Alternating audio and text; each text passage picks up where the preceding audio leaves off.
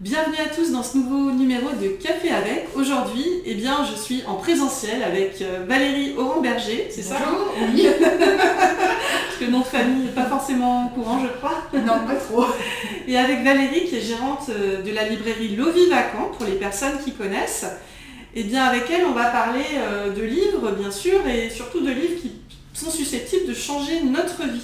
Oui. Donc avant de présenter une petites sélections de livres par Valérie, de coups de cœur de librairie, Valérie, en quelques mots, est-ce que tu peux te présenter aux internautes? Tu peux les regarder. J'ai repris la librairie Lovie il y a 8 ans. Donc la librairie Lovie est une librairie spécialisée en développement personnel, mieux-être, spiritualité. Donc on est spécialisé dans cette typologie, mais on vend aussi beaucoup de produits, des pierres, des bols tibétains, des bougies. On fait beaucoup de conférences. La dernière qu'on vient de faire, c'est celle avec Maud Ankawa, qui est un roman dont je vais vous parler tout à l'heure. Suspense. Le roman coup de cœur. Et j'ai travaillé, avant d'être à la librairie, j'ai travaillé plus de 15 ans dans l'édition. Donc c'est un milieu que je connais bien parce que je suis amoureuse des livres. Et je pense que je resterai toute ma vie, j'espère, mon Dieu, j'espère, dans le livre. Voilà. Super, justement on va parler livres et donc livres qui peuvent changer notre vie. Oui. Avec la sélection, tu as sélectionné 5 livres. Ça a été difficile. Ça a été difficile. Alors 5 livres parmi d'autres, hein, bien sûr. Oui.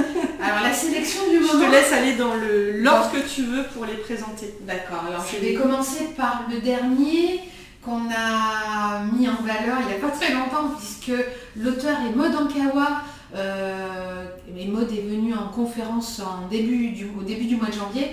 Alors Maud est l'auteur de Kilomètre Zéro. Pour beaucoup d'entre vous, vous l'avez déjà lu, car c'est un des best-sellers en librairie. Oui. Et donc Maud, après une entrée très remarquée dans le monde du livre avec Kilomètre Zéro, a sorti un deuxième qui s'appelle Respire, un deuxième roman, et le troisième donc s'appelle Plus jamais sans moi. Et c'est un livre qui vient de sortir au mois de janvier, un roman qui se passe sur le chemin de Compostelle, un roman initiatique, et qui va permettre à 3 jeunes femmes de se retrouver sur ce chemin. Et on va parler beaucoup d'amour, beaucoup d'initiation. C'est vraiment un très très très beau livre qui va vraiment enthousiasmer les lecteurs de Maud Ankawa. Voilà. Donc, en quoi toi tu dirais que ça peut changer la vie ou en tout cas provoquer un déclic peut-être chez certains ce livre? Un déclic d'abord parce que le cadre étant le chemin de Compostelle, on se retrouve tout de suite immergé dans cet univers féerique que beaucoup de pèlerins décrivent. Alors ça c'est le lieu, c'est le cadre du livre, mais après il y a l'histoire de ces trois femmes qui ont toutes les 3 un âge différent, avec des problématiques différentes et qui vont faire des rencontres sur ce chemin, qui vont bouleverser leur vie, leur conception de l'amour aussi. Donc un déclic parce que, comme dans tous les romans de Maud Ankawa, on y retrouve des outils aussi, des réflexions sur la vie. Donc, c'est vraiment un très très très beau livre. Voilà. Donc, alors le suivant, on change complètement de sujet. On va parler du livre de Céline Coll, qui est un roman, c'est vraiment un polar psychologique qui va parler des secrets familiaux. Donc Céline Coll, qu'on connaît bien à la librairie puisqu'elle est venue il y a 2-3 ans pour parler de son premier livre qui s'appelle Toutes ces vies où nous sommes aimés. Un très beau roman sur les âmes qui se retrouvent et qui expérimente l'amour inconditionnel, on est toujours dans l'amour.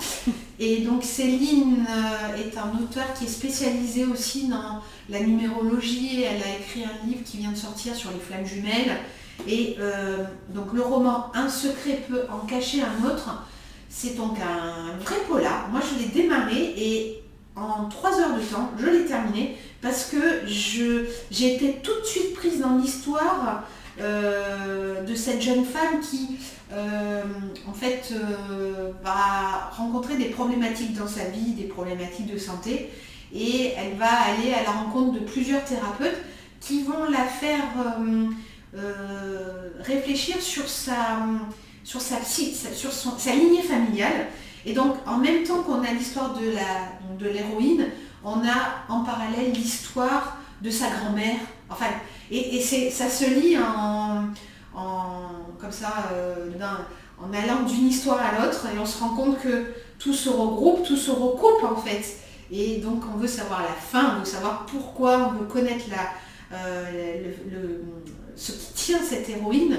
Et donc voilà, jusqu'au bout, on est tenu par ce roman qui est finalement un polar psychologique. C'est vraiment un beau roman qui a été écrit il y a quelques mois. Céline Coll, nous on la reçoit en conférence la semaine prochaine.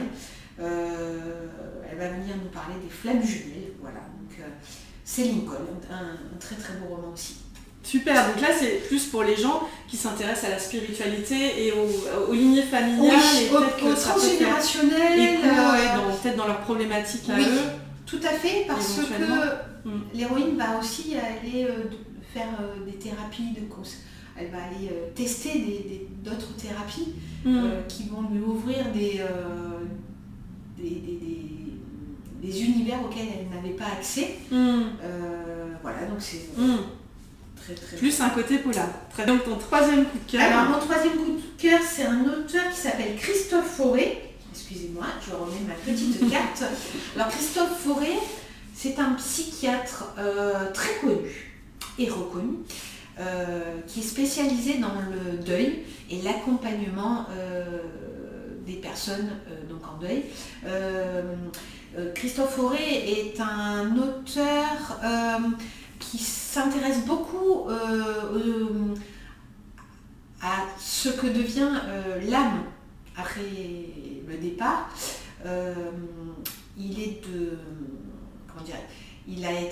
très inspiré de la philosophie bouddhiste, puisque lui-même a été moine bouddhiste. Donc en fait, si vous voulez connaître la vie de Christophe Fauré, il faut lire S'aimer enfin, qui est un très très beau livre qui raconte l'histoire de ce psychiatre, qui est vraiment un auteur que j'apprécie beaucoup. On l'a rencontré nous aussi en conférence, et c'est vraiment un auteur très attachant. Et là, il vient de sortir un livre qui fait le point sur là où on en est sur toutes ces... oui, c'est une synthèse de toutes les connaissances qu'on a acquises autour de la conscience, la survivance de l'âme, tout ce qui est expérience de mort imminente. Voilà, il fait le point. C'est quand même un psychiatre qui a suivi beaucoup de personnes en fin de vie, donc il a été témoin aussi de beaucoup de manifestations, de manifestations troublantes. Et donc il fait vraiment une synthèse, mais actualisée en fait, de tout ce qu'on connaît sur ces expériences de fin de vie, ce dont on entend parler, ce tunnel, etc. Enfin, voilà, ça va bien plus loin que ça. Et puis bon, comme c'est un psychiatre, il a vraiment cette approche scientifique, on a confiance en ce qu'il écrit, quoi. C'est vraiment... on y va les yeux fermés. Donc c'est vraiment... il vient de sortir, hein, je crois qu'il est sorti en novembre. Voilà. Ouais, donc c'est récent. C'est un ouvrage récent, et je vous invite aussi à aller découvrir cet auteur qui fait pas mal de vidéos. Il s'exprime assez souvent, il est souvent interviewé, et il explique de manière très claire en fait tout ce qui est rattaché à l'âme. Et je pense que le fait d'avoir cette inspiration bouddhiste et cette croyance dans les réincarnations, etc., voilà, ça illustre bien son parcours. Oui, donc les personnes qui s'intéressent, si je synthétise, à la conscience, oui, à l'âme, la survivance de l'âme. La survivance de l'âme. Oui, mais de manière, j'aime pas dire rationnelle, parce que c'est pas rationnel, mais de manière claire, concise, et pas complètement perchée. Voilà, pas nébuleuse, ouais. Comme on pourrait de temps en temps lire sur certains sujets. Là, c'est clair, on a confiance dans ce qu'on lit, on voit que c'est argumenté, détaillé. Je dirais que c'est un peu comme un Stéphane Alix, vous voyez. Je pensais à moi, si j'avais lu, j'imagine que tu l'as lu lorsque j'étais quelqu'un d'autre, oui, Stéphane Alix. Tout à fait. Sur ce sujet-là, moi j'avais trouvé, en plus il y avait, je sais pas ce que tu en penses, mais une philosophie derrière. Exactement. Beaucoup de réflexion, et je trouve que ça fait cheminer aussi, c'est aussi une autre manière complémentaire de... Ouais. Et puisque qu'on y croit ou pas, entre guillemets, voilà, selon les personnes qui nous regardent. Je pense que ce n'est pas des livres qui... Ça fait réfléchir. Ça fait réfléchir, ce ne sont pas des livres qui veulent vous convaincre ou quoi que ce soit. Voilà, ça fait le point. Et comme tu parles de Stéphane Alix, Christophe Auray a écrit un livre avec Stéphane Alix. Ils ont écrit tous les deux sur le deuil. Ok, merci. J'espère qu'un jour, on aura cet auteur en conférence. On l'espère, c'est un message. Alors, quatrième et avant-dernier cœur dans ta sélection. Avant-dernier. Oh là là, je précise que je n'ai pas d'action dans la librairie, que je n'ai pas soudoyé Valérie, si ce n'est avec un café. Alors, étendez votre zone de confort. Alors, c'est le premier livre de Chloé. C'est vrai, d'accord. Moi-même. Voilà, qui est un fabuleux... une caisse à outils, alors je sais pas, oui c'est ça, oui. Et vous retrouvez à l'intérieur des tas d'outils qui vont vous permettre de travailler sur votre anxiété, tu vas en parler plus que moi Chloé là-dessus, mais alors, on retrouve l'hypnose, le FT, la PNL, et en fait Chloé, c'est comme ça qu'on s'est connus, pour le coup, on avait repéré ce livre qui marche très bien dans la librairie. Et parce que c'est un petit livre, mais très synthétique, qui fait le point sur tous ces petits outils que vous pouvez utiliser pour passer à l'action en fait. Et voilà, c'est très concis, très synthétique. Et Chloé, je sais pas, ça fait combien d'années que tu l'as... Il est sorti en 2019 déjà, donc le temps file. Et en fait, oui, moi, l'idée avec cet ouvrage est... je dirais que comme beaucoup d'auteurs, j'ai rien inventé, mais je présente les choses à ma sauce, et pour moi, ce que j'ai à cœur de transmettre vraiment, c'est du concret, c'est comment passer à l'action, c'est bien effectivement de connaître tout un tas de choses, mais ce qui est essentiel aussi quand on est dans une démarche d'évolution personnelle, c'est de se bouger les fesses, si je peux me permettre. Et au-delà du fait, bien entendu, de se libérer d'émotions, d'aller vers des prises de conscience, qui sont des choses importantes aussi, mais c'est aussi ancrer ça dans des changements concrets, même si c'est dans une démarche de petits pas, ça fait partie des choses dont je parle, et dont plein d'autres auteurs parlent aussi. Et donc, j'en profite pour dire que Chloé fait quelques ateliers aussi à la librairie, et que du coup tu détailles beaucoup ces outils au travers Et c'est vrai que j'aime bien le titre « Étendez votre zone de confort », ça aurait pu être « Sortez de votre zone de confort », et j'aime bien le fait qu'on a nos problématiques, mais on a des outils à notre disposition, et le but c'est pas de se faire violence, mais au contraire d'élargir nos possibilités exactement, avec des techniques toutes simples en fait. Voilà, donc ça c'est aussi mon coup de cœur. Merci Valérie. En attendant le prochain. Oui, c'est pour bientôt. Enfin en carte, mais ouais. Et puis, alors, un auteur qu'on a découvert en 2020, puisque Jean-Philippe de Tonac est un auteur qui a écrit un livre qui s'appelle Le Cercle des guérisseuses. Beaucoup d'entre vous l'ont lu, Le Cercle des guérisseuses, parce que d'abord nous on lui a décerné un prix à l'époque, le prix des libraires. La librairie Lovive fait partie d'une association de librairie qui s'appelle l'ALEF, et tous les ans on remet un prix. Et Jean-Philippe de Tonac, pour Le Cercle des guérisseuses, avait reçu un prix car il avait réussi le pari d'aller à la rencontre d'un certain nombre de guérisseuses, de leur donner la parole et donc de faire la lumière, de mettre de la lumière sur ces femmes, leur parcours, leur zone d'ombre, leur fragilité, mais aussi leur résilience, leur pouvoir aussi. Et c'est un très très beau livre, magnifique. Hein. De toute façon, Jean-Philippe de Tonac, c'est un auteur qui écrit merveilleusement bien. Et donc cette année, l'année dernière plutôt, il a mis à l'honneur les hommes. Et il a sorti un livre qui s'appelle L'éloge de la vulnérabilité des hommes. Et enfin, on met en lumière le fait que les hommes peuvent aussi avoir leur sensibilité, que ce n'est pas réservé qu'aux femmes et qu'aujourd'hui, on est dans une ère où les hommes peuvent exprimer leur sensibilité, leur vulnérabilité. De la même manière que Jean-Philippe est allé à la rencontre de ces femmes, il a aussi choisi un certain nombre d'hommes dont il va explorer le parcours. Et en fait, donc, le point commun de tous ces hommes qui sont interviewés, c'est peut-être pas le terme, hein, parce que c'est bien plus que ça, hein, c'est une narration autour d'un parcours d'homme. Et en fait, rien que l'image vous exprime à quel point un homme peut être beau dans sa vulnérabilité. C'est un des personnages d'ailleurs, la photo de cet homme est une photo d'un des personnages du livre.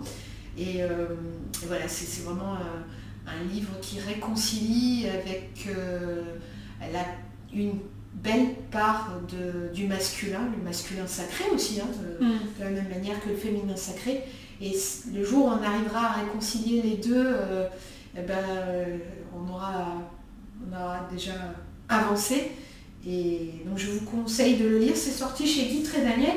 Et donc Jean-Philippe vient aussi en conférence le 9 mars avec la librairie Lovive et le 10 mars avec Néroli pour parler du Cercle des Guérisseuses. C'est une association oui, locale. Oui, c'est une association locale. On profite de temps en temps de faire venir comme ça des auteurs qui nous ont émus, qui nous ont touchés. Et voilà, Jean-Philippe en fait partie. Je crois que c'est tout. Hein. Oui, alors j'ai une petite dernière question pour toi Valérie, je me permets. Oui, je suis sous la main.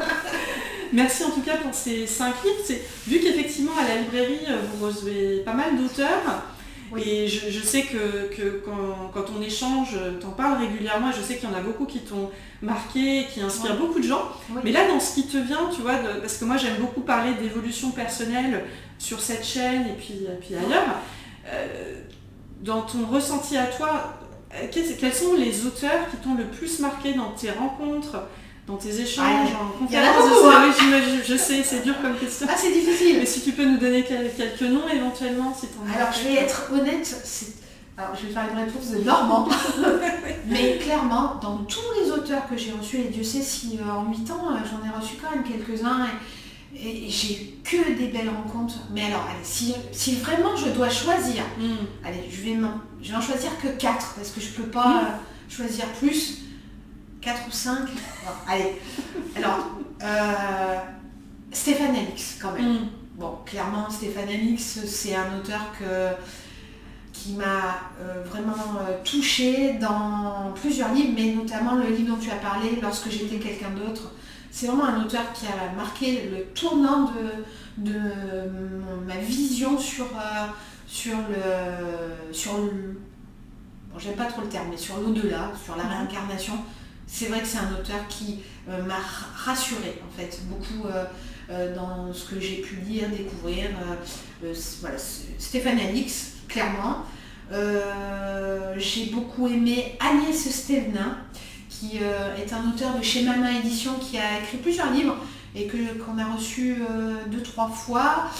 Agnès, c'est une femme juste merveilleuse, aussi bien physiquement, intérieurement. Et je vous conseille d'aller lire son livre Splendeur des âmes blessées. Rien que le titre, déjà, vous êtes pris dans de la ouate. C'est une guérisseuse. Hein. Et Agnès Ouais, c'est une belle rencontre que j'ai faite aussi bien à travers ses livres que humainement. Alors j'ai beaucoup aimé Serge Marquis. Serge Marquis, c'est un médecin québécois et qui a écrit On est foutu, on pense trop. Bon voilà, la rencontre d'un auteur exquis, avec une humilité et un livre. Moi, il m'a toujours fait rire quand il nous présentait le hamster qui court dans sa petite roue. Et alors j'ai dit 4 ou 5, alors 1, 2, 3, Maud Ankawa forcément. Voilà, Maud. Hein, Maud c'est un auteur, quand elle est venue présenter Kilomètre Zéro la première fois, d'abord j'avais adoré son livre et ouais, c'est quelqu'un que j'aime beaucoup, dont j'aime les livres, j'aime la personnalité, elle a un charisme, elle a la pêche, voilà, donc Maud.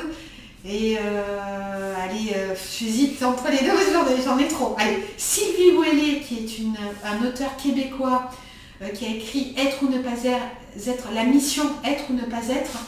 C'est un channel, mais c'est aussi un auteur qui s'intéresse beaucoup au changement à la vie et à la naissance et à la mort. Bon, de toute façon, les Québécois, on les adore. Et puis, on en a dit 5. Ah non, allez, désolée pour tous les autres auteurs que j'ai reçus et que voilà, je n'ai fait que des belles rencontres à la librairie. Je dirais que c'est, si je devais retenir de mon expérience de libraire, c'est les livres, mais aussi ces rencontres d'auteurs qui ont changé ma perception d'abord de la spiritualité et voilà, de la conception de ma vision de la vie aussi. Donc rien que pour ça, je remercie la librairie L'Eau Vive de m'avoir choisi pour ambassadrice. Et voilà. Et j'espère en faire encore quelques-unes dans les années qui vont venir. Voilà. Bah, j'espère bien aussi, ouais. J'ai pas été trop longue, ça va Chloé? C'est parfait. Merci à Valérie, merci à vous tous si vous êtes arrivés jusque-là. Et puis à très très bientôt. Mais oui. À bientôt. Merci à vous.